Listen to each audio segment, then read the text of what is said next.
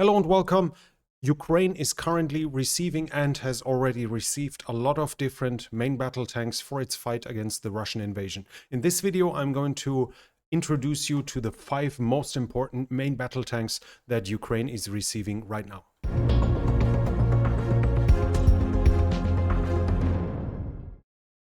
Now, the least important, or my number 5, is the Challenger II from Great Britain. That's the number 5. It's probably the most well-armored tank in the world right now, and Ukraine is receiving it. It has a thermal vision of the first generation. Thermal vision will be a recurring thing to mention here.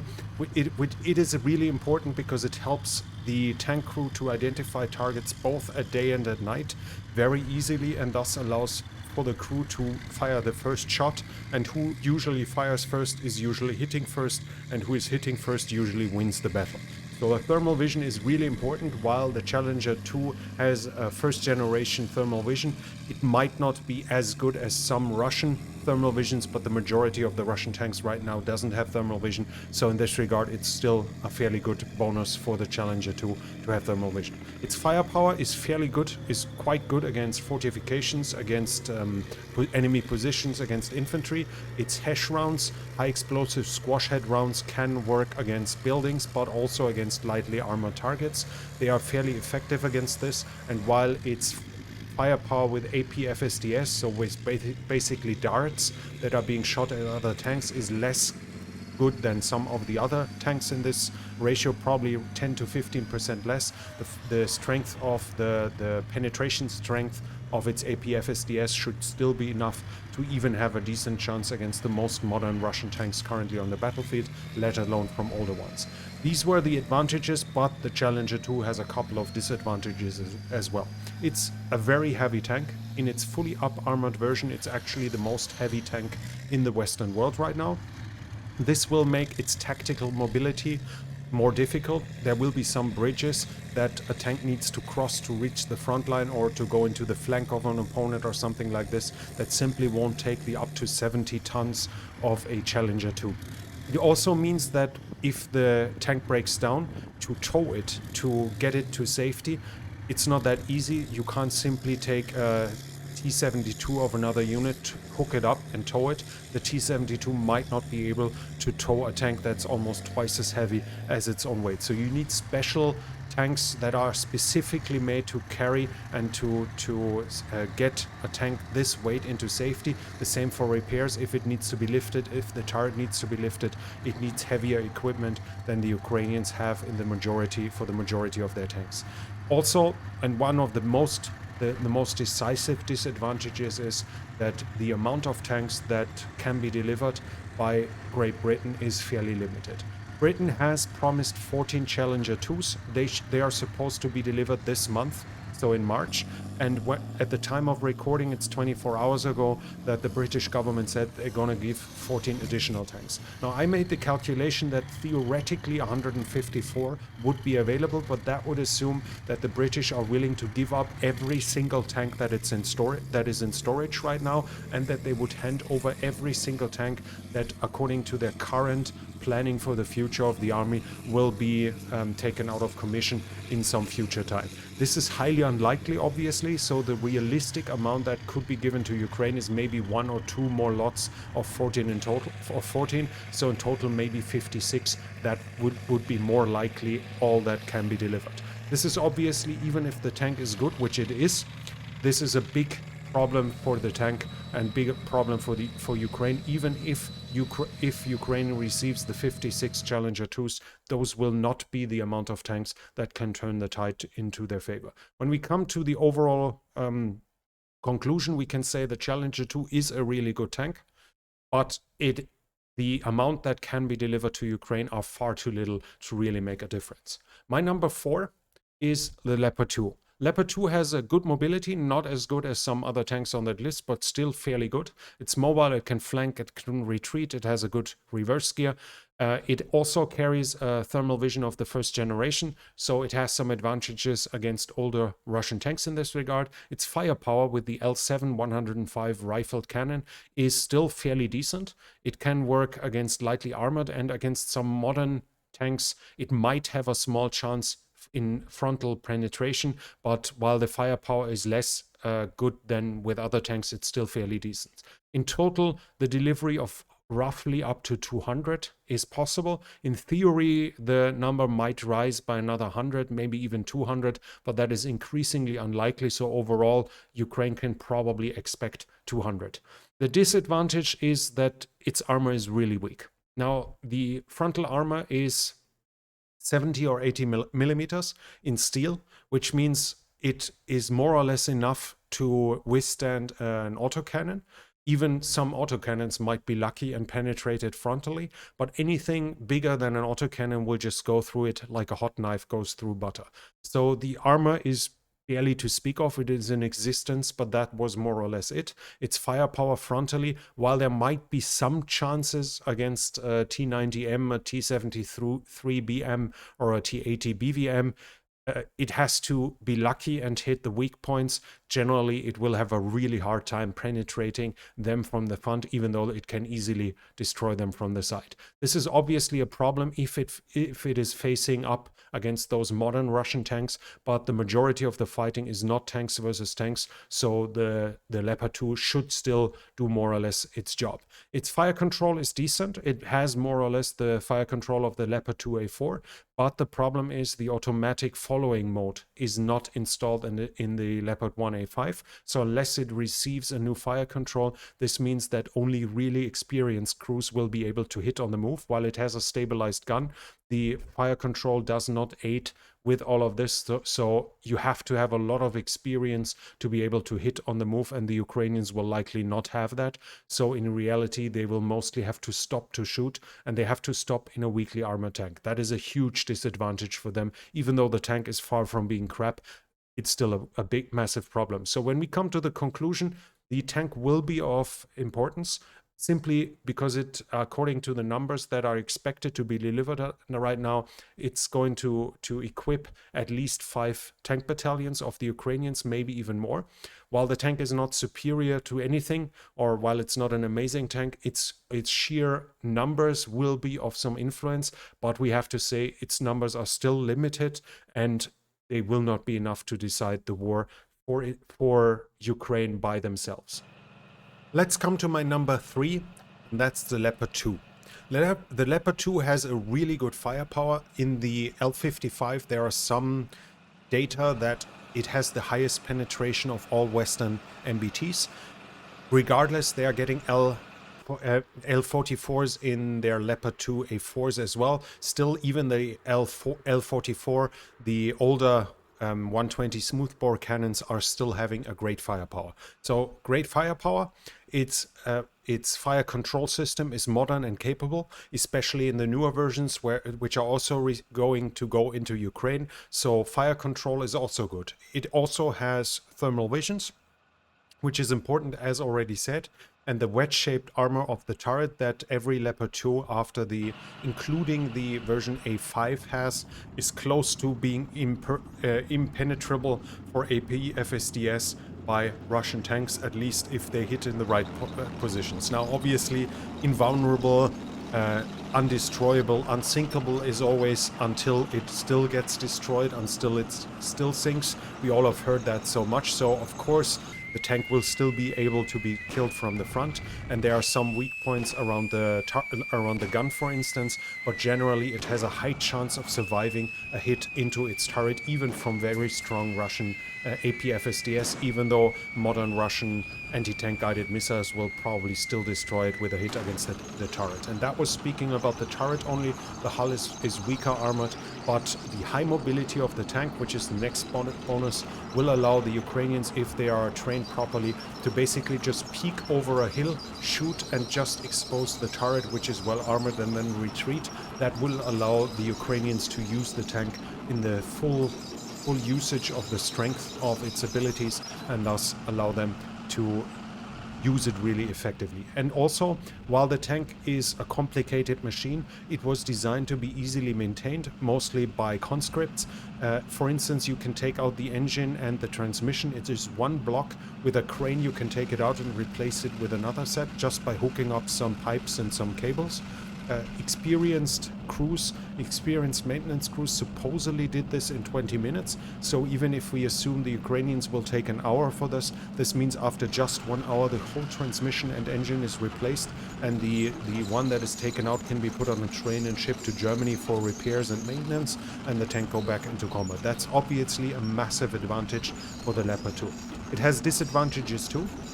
First of all, it's also heavy. While not quite as heavy as the Challenger 2, it's still more or less in the same league, so it will have the same problems with bridges, with being towed, with being taken out of the battle if in need of repairs or if it's demobilized.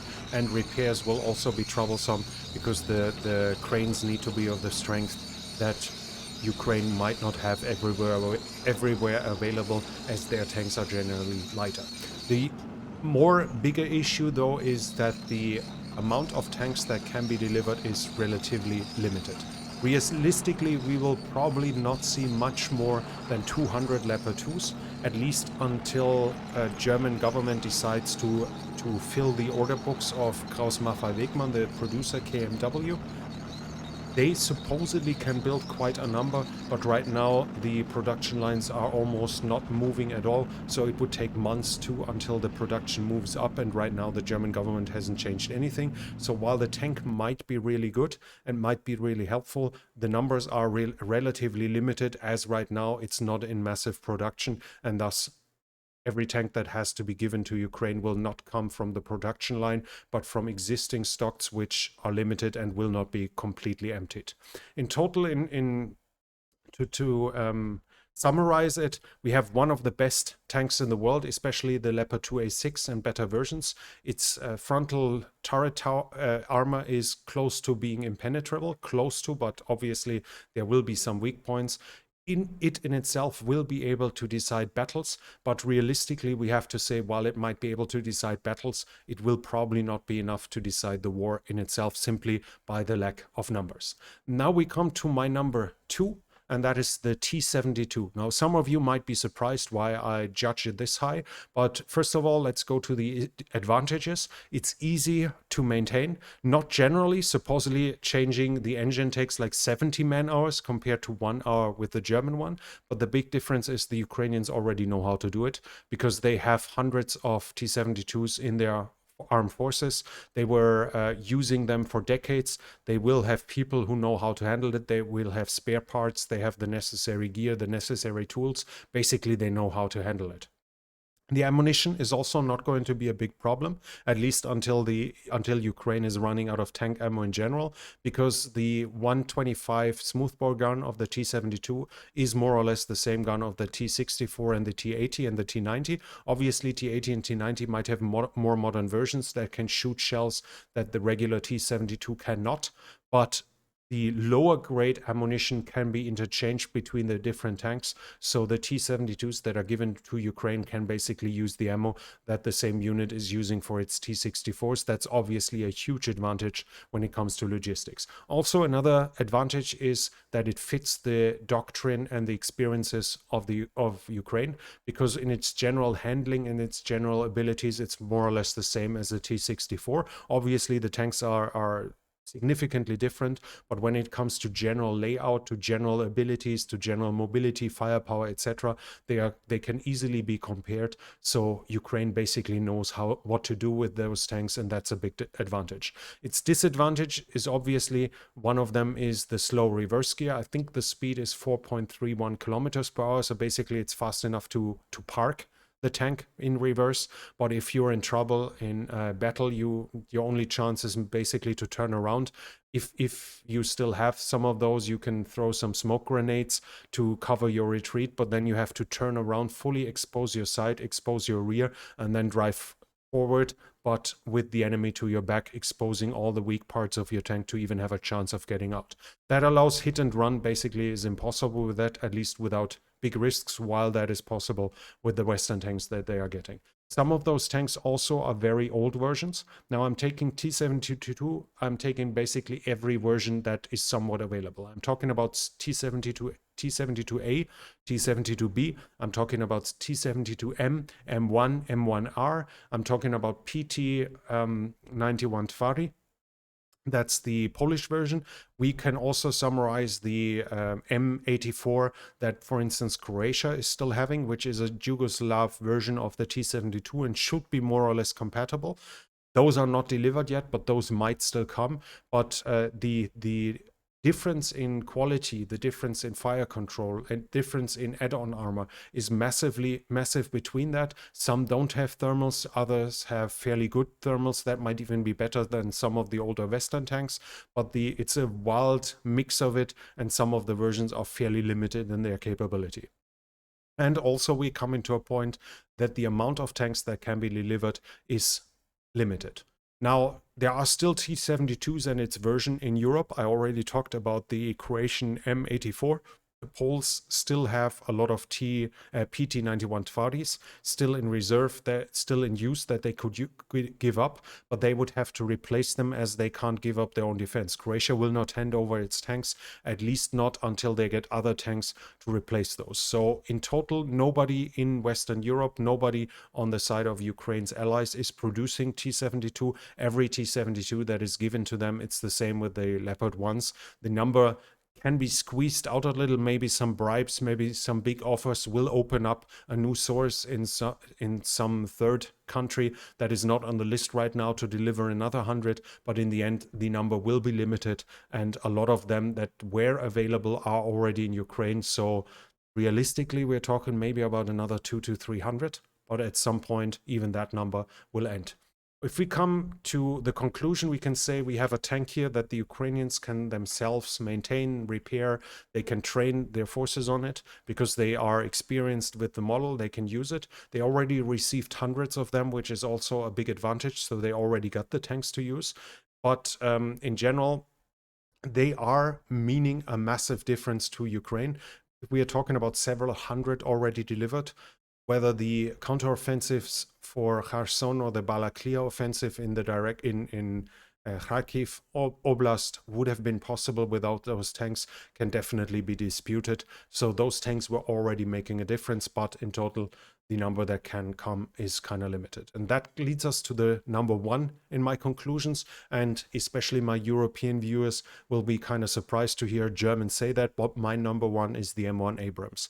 Now, the M1 Abrams has very good firepower. Again, some data indicates that the most modern German shells are better than the one that are available to the Americans, who only use the L44 cannon, not the L55, but still they are really close. Basically, it's absolutely, you can absolutely compare it with the Leopard II. It also is very well armored.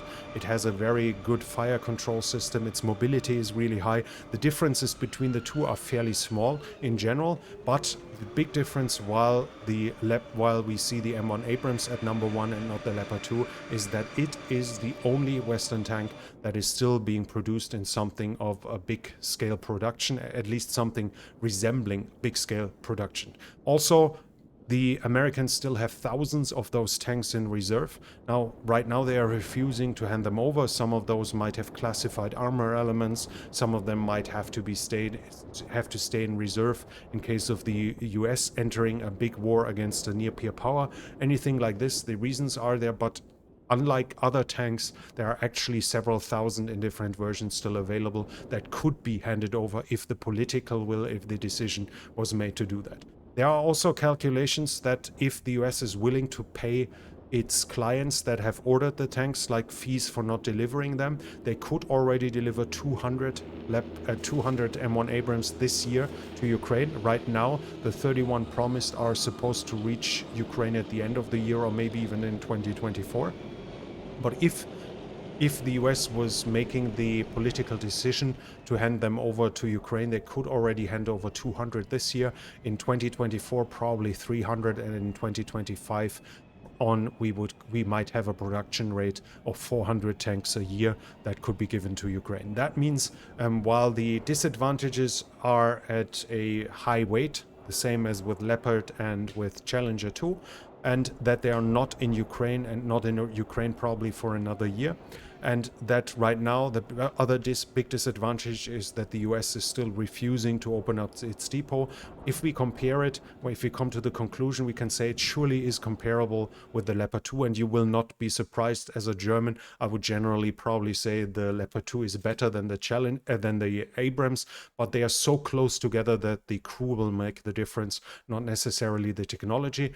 It's a fantastic tank. It's one of the best tanks of the world, the M1 Abrams, but the big difference, what made me decide it's the number one, is that this is the only one tank that could be made available in numbers that allow Ukraine to win this war. No other tank will be available in the necessary numbers, especially if the war doesn't end this year for whatever reason, because Ukraine are achieving some surprisingly huge victories and there is some political change in Russia.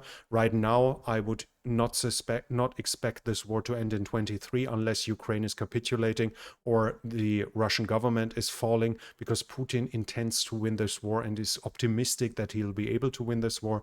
So if the war drags on, the only nation that will be able to provide Ukraine with the amount of main battle tanks that can decide the war for it is the US with the M1 Abrams, and that's why it is on number one. Not necessarily because it has to be the best tank in the world. It surely is among the best tanks in the world, but it is the only one that can make the difference in numbers. Now, write in the comments what you think about my top 5. Did I miss something? Do you think the M55 should be in this list, or any other tank that might have been delivered or that might still be coming? Let me know what you think about my numbers, and leave a comment.